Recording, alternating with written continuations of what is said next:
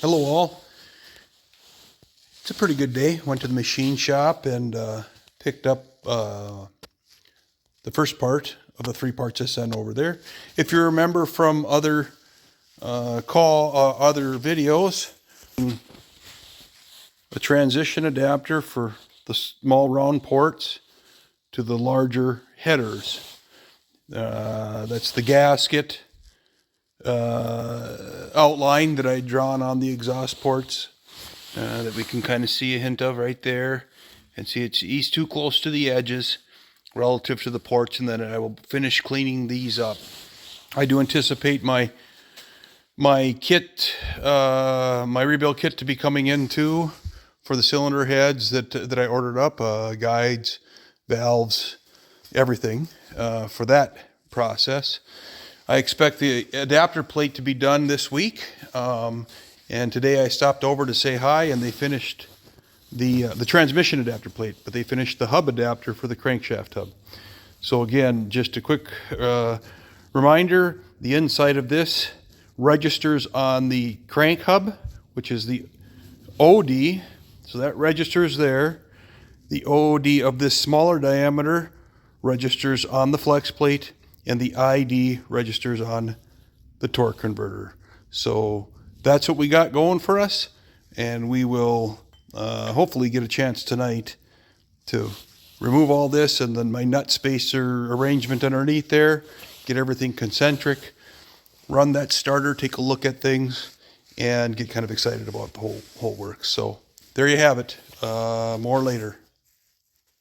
Okay, let's watch a video, kind of get an idea of how this thing comes apart. Now there typically are 2 bolts on each side and 2 bolts down in this area right here, going up on each side. So a total of 6 bolts holding the lower bell housing on. But I don't use these down here for the purpose of mock-up. I'm just looking for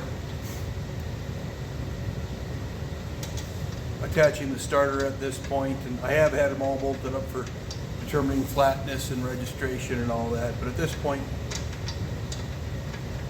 we're just looking at getting the starter as close as we can. I can't see any light through the gap because of the way these 4 sandwich it together, so you don't want the structural integrity at the end. This is dolled as such, and I still have the starter bolted to it.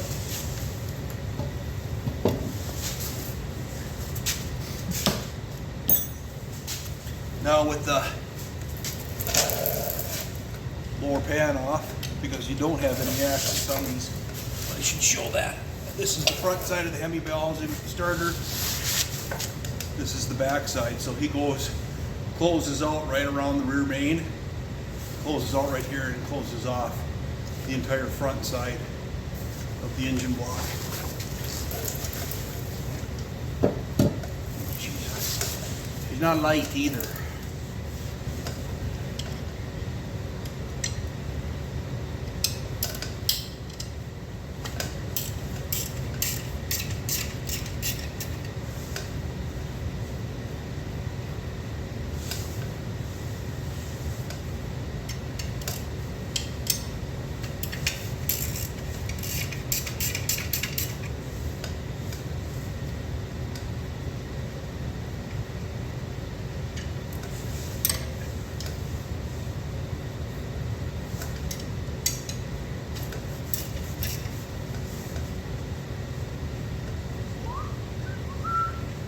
Well, so then the first thing we'll want to check with the new component, and this is the first time I've taken this off. I didn't go putting this back together. I just got that adapter plate today, this guy, and I have not taken it off, but I am very confident in the dimensioning and tolerancing that we did. I'm not going to tip it too far up because there's still a little bit of fluid. I haven't flushed this at all. But at this point, we need to register off the bottom, and she registers right on. Ooh, right on. Okay. Now, there is some rust on here, so I'll need to hit this with emery. Little bit of emery. But very happy with that. Oh.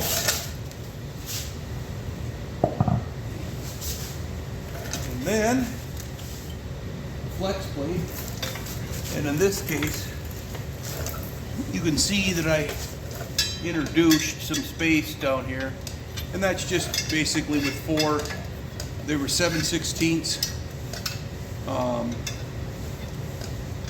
nuts, 7/16 nuts with washers that I went through a stack, and I might have done a video on this, but went through a stack of 1/2-inch washers, measuring the thicknesses until I got 4 that were, within a thou in difference in thickness. I think 2 thou. And what was critical there wasn't a whole hell of a lot other than establishing the thickness of the relative thickness of the crankshaft adapter. So I did buy some grade 8 bolts. I wasn't going to spend $40 for grade 8 bolts, 160,000 psi bolts. So I put these on the lathe. I chucked them all up in the lathe and turned the heads down to the spec 150 thou head height for the flex plate bolts that come on the Chrysler. These, of course, had to be longer because of the distance, the depth of the plate. So now we take this and this all off of here, set them aside, and I get the registration, the holes. The hole pattern is a big block, is obviously a Hemi, which happens to be extremely close to a big block. Now you can see these two holes are closer together and these two are farther apart. And that's how this registers. So, by God, I hope we didn't build this upside down. And he is right on. Oh, just dropping it on there. Yeah, he's just right there. Right there. I hope I got my.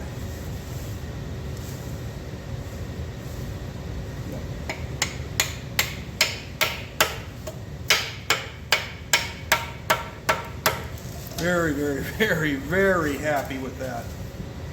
Those tolerances were, to me, exciting. And then we register the flex plate and we index it properly. It's hard to.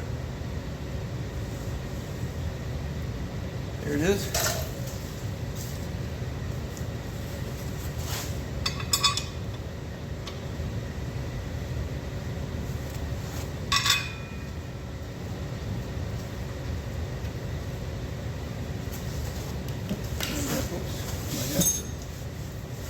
Just drag that over ever so slightly by.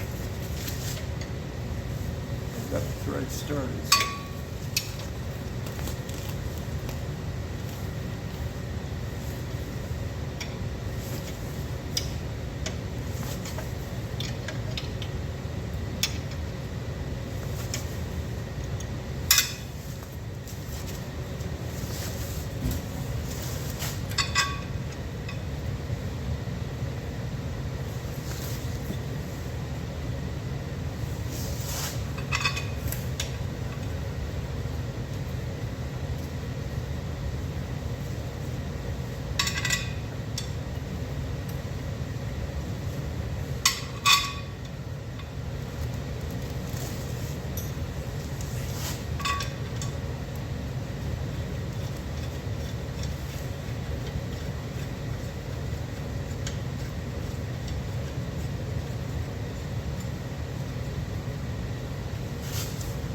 grab a socket.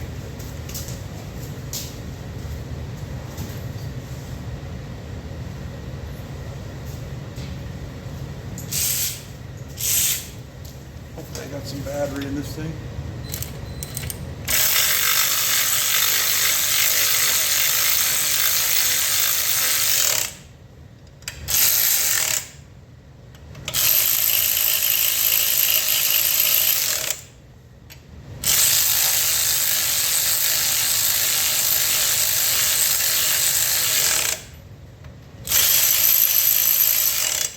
I should mention that I spray painted the tops of these bolts, well, you know, basically across the tops. I got some on the threads, but I spray painted the tops of these bolts.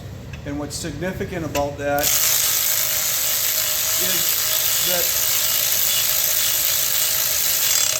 is that when you're putting the torque converter on, and I know I went to the factory specification, but I want to know everything. And I spray painted all these bolts, partly for rust protection, but the reality is when you put the torque converter on, when I made the mock set, the short set, I cut the heads down. Here's one. I cut the heads down, and I noticed in these, I didn't paint or anything, but I noticed some scratching on a few of them. And I checked all the dims on those, and that one I cut probably down at the 125 range, and so it didn't touch that, and I wasn't too concerned. I just visually cut the heads down so the torque converter would sit flat, and it felt like it did sit flat. But when I pulled it up, I saw marks on the back of the torque converter, and I saw markings on a few of the bolts. So I didn't want to experience that. I don't need these torqued, but whoops. But I need them just down. Okay. One other nice thing about this is that the torque converter of a 2001 Dodge Ram is well, it's balanced. It's balanced neutral. Number one. Number two is all the torque converter bolts are 90 degrees apart. All four of them. I had to slot a hole in this because this is a 727 or big block Chrysler 727 flex plate, and they have an indexed hole to which I had to carefully slot. Oops, and I can't put that on yet until I clean that surface a little.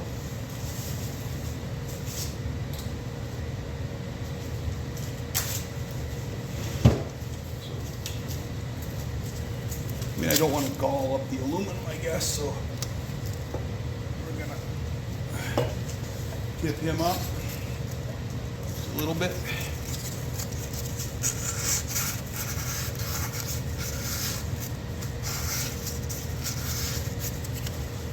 This is 600 grit, wet dry. Just get the presence of rust off of there. A couple, 2 or 3 swipes.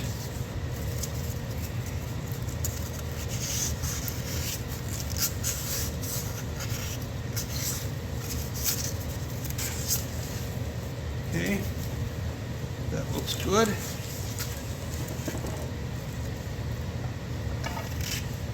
Push him in there. Oh, that is just wonderful. That is just wonderful. It just registers just dead on. I don't know what that means, dead on. I don't know what that means.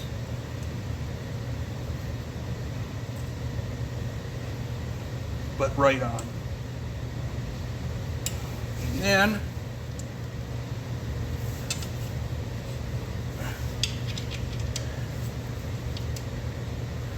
play a game of find the hole.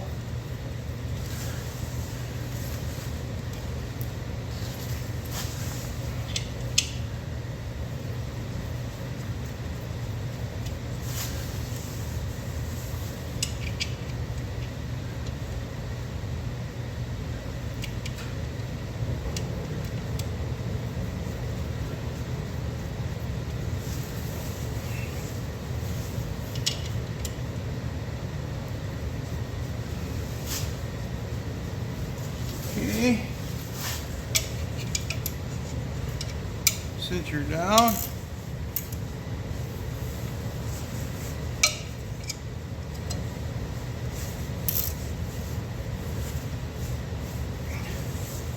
Again, I don't need everything tight. I need everything with no gaps.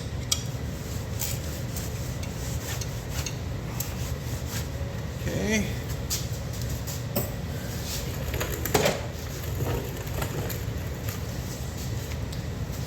Bolts.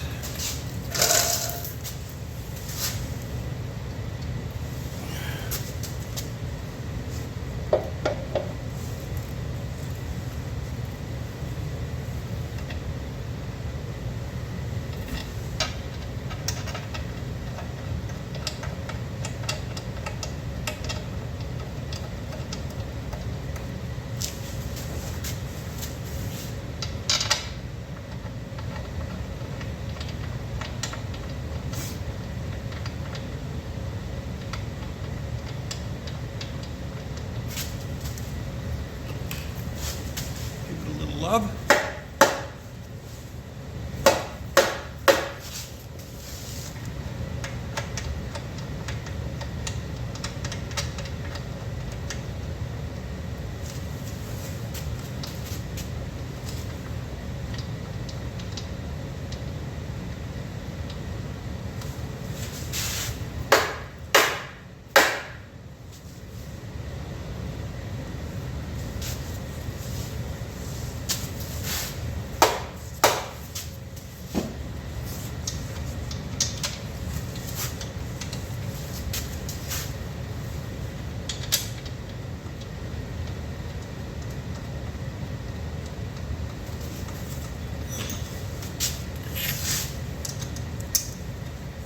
Make the marriage.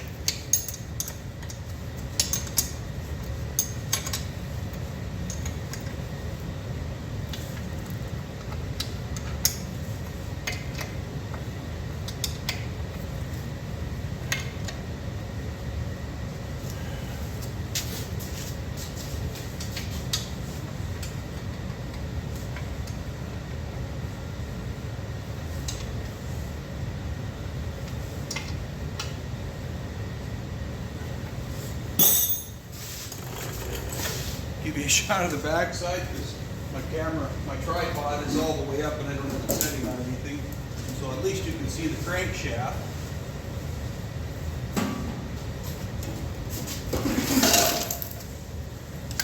This is it, guys.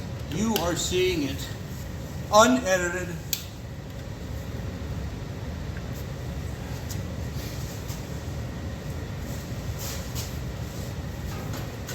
At the instant I see it.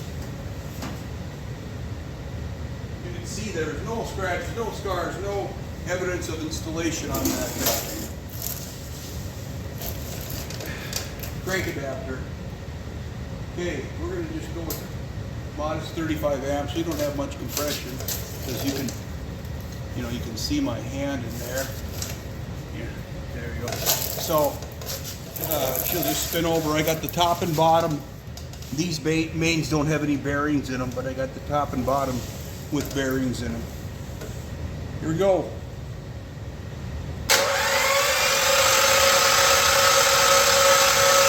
$35 amps on the battery charger.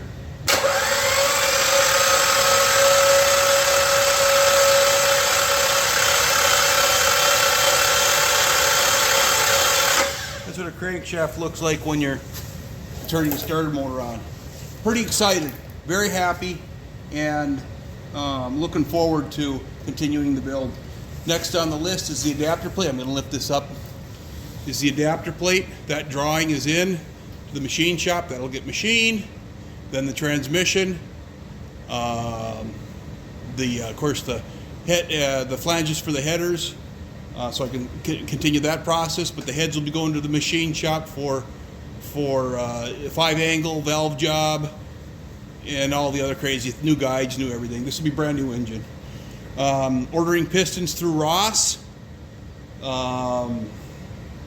and they are custom pistons, so we'll have to do a balance. And I don't know if I'm going to do any offset grinding or anything of that at this point. I'm still thinking all of that through before I order the pistons. I do want to measure the deck height, the actual measured deck height. Method I'm going to use for that is the measure from the main, put a main bearing on, or a main cap on, pull the crank out, put a main cap on, measure the distance up. I got a 1 foot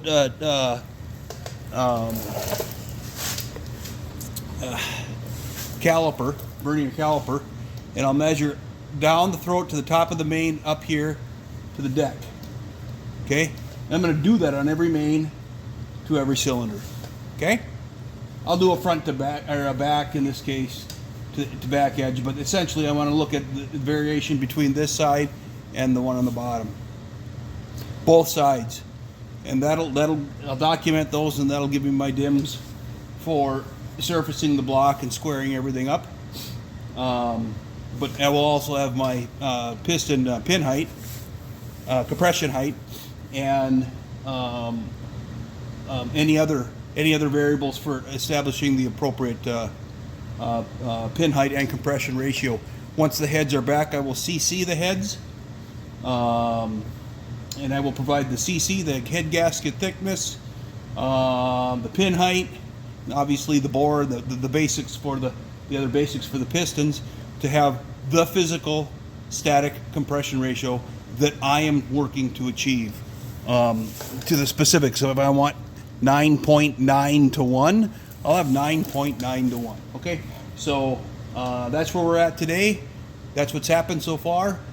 Thank you for watching. And we'll go. Till next time. God bless.